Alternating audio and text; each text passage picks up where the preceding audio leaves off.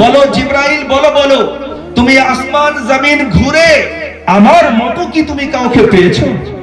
আমার নবী জিজ্ঞাসা করছে। হযরত জিবরিল আমিন বলেন, ইয়া রাসূলুল্লাহ ইয়া হাবিবাল্লাহ, ক্বালা জিবরাইল কে কাল্লাবতু মাশারিকাল আরদি ওয়া মাগারিবাহা ফালাম আরা রাজুলান আফদালা মিন মুহাম্মাদিন সাল্লাল্লাহু তাআলা আলাইহি সাল্লাম।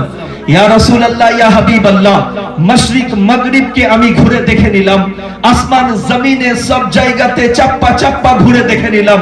ইয়া রাসূলুল্লাহ, আদম আলাইহিস সালাম থেকে নিয়ে ঈসা পয়গম্বর পর্যন্ত সমস্ত নবী রাসূলের কাছে গিয়েছিলাম, তাদেরকেও দেখে নিলাম।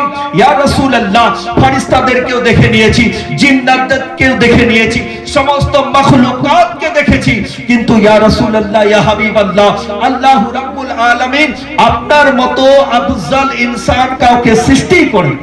সুবহানাল্লাহ।